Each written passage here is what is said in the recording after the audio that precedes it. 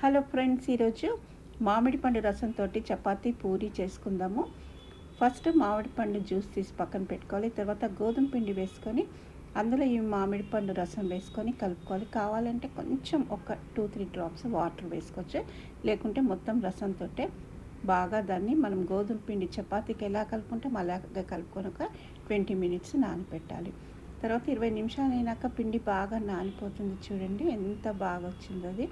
తర్వాత దీన్ని మనము చపాతీకి ఎంత తీసుకోవాలో అంత తీసుకొని చపాతీ చేసుకోవటమే.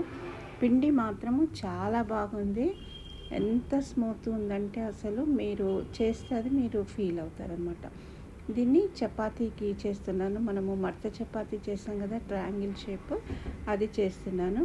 దానికోసం ఫస్ట్ చపాతీ రౌండ్గా, అందరికీ తెలిసిందే కదా, రౌండ్గా ఒత్తుకొని తర్వాత నెయ్యి కానీ నూనె కానీ దాని మీద కొంచెం స్ప్రెడ్ చేసుకోవాలి. స్ప్రెడ్ చేసుకొని పొడిపిండి చల్లాలి. పొడిపిండి చల్లితే ఏమవుతుందంటే, ఆయిల్ రాసి పొడిపిండి చల్లితే మడతలు చక్కగా వస్తాయి, చపాతీ కూడా చాలా సాఫ్ట్గా వస్తుందన్నమాట. తర్వాత ఇంకొకటేసి దాని మీద కూడా రాసేసి చల్లి హోల్ చేశాను ట్రయాంగిల్. దీన్ని చపాతీగా చేసుకుందాము మనము.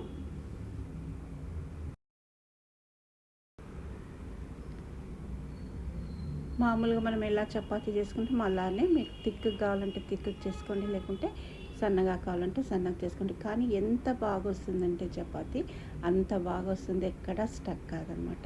తర్వాత ప్యాన్ పెట్టుకొని ప్యాన్ వేడైనాక చపాతీ వేసేసుకోవటమే. అదొక పక్క కాలినాక కొంచెం ఆయిల్ కానీ లేకుంటే గీ కానీ మన ఇష్టం ఏదైనా వేసుకొని కాల్చుకోవటమే. చాలా బాగా వస్తుంది. ఒకసారి తప్పకుండా ట్రై చేయండి.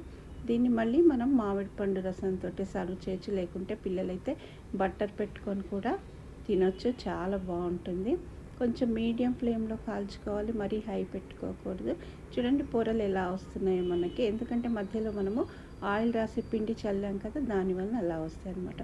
తర్వాత ఇంకొక చపాతీ కూడా చేశాను. ఇది కొంచెం సన్నగా చేశాను, అయినా కూడా ఎంత బాగా పొంగిందో. చాలా సాఫ్ట్గా వచ్చింది. మామిడి పండుతోటి చేస్తే ఎంత బాగుంది అంటే అంత బాగుంది. ఒకసారి అయితే మీరు ట్రై చేయండి.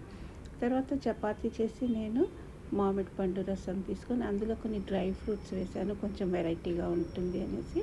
డ్రై ఫ్రూట్స్ ఏంటి అంటే కాజు, బాదం, పిస్తా, మన ఇంట్లో ఏది ఉంటే అది కొంచెం గీలో కొంచెం రోస్ట్ చేసుకొని వేస్తే బాగుంటుంది, వెరైటీగా ఉంటుంది. పిల్లలు కూడా అందరూ ఎంజాయ్ చేస్తారు. తర్వాత మనం పూరి చేసుకుందాము. పూరికి ఇదే పిండి యూజ్ చేస్తున్నాను. పూరి మామూలుగా మనం ఎలా చేసుకుంటామో అలానే అన్నమాట. ఎంత బాగా వస్తుందంటే ఇది కూడా ఎక్కడ అడ్డంకి అనేదే లేదు, చక్కగా ఒత్తుకోవచ్చు.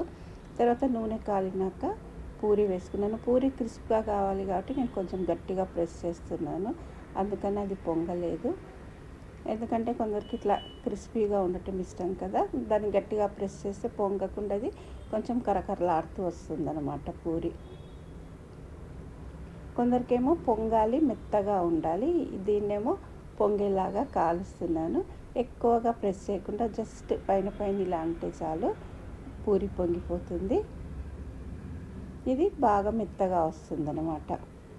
ఇది చిన్న టిప్ ఇందులో మనకి. పూరి కరకరలాడాలి అంటే సరాతమో ఇదో పెట్టి గట్టో పెట్టి కొంచెం ప్రెస్ చేసుకోవాలి. ప్రెస్ చేస్తే పొంగకుండా అది కొంచెం కరకరలాడుతూ కాలుతుంది.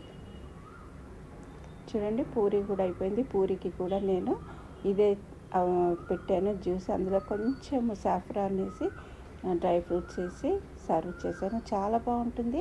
తప్పకుండా ట్రై చేయండి. ఛానల్ సబ్స్క్రైబ్ చేయండి. నచ్చితే ఒక్క లైక్ కొట్టండి. ఫ్రెండ్స్ ఉంటే షేర్ చేయండి. మీరు మాత్రం దీన్ని ఒక్కసారి ట్రై చేసి తినండి, చాలా బాగుంటుంది. ట్రై చేయండి. ఒకసారి మాత్రం మీరు ట్రై చేయండి, ఎంజాయ్ చేయండి, చాలా నచ్చుతుంది మీకు.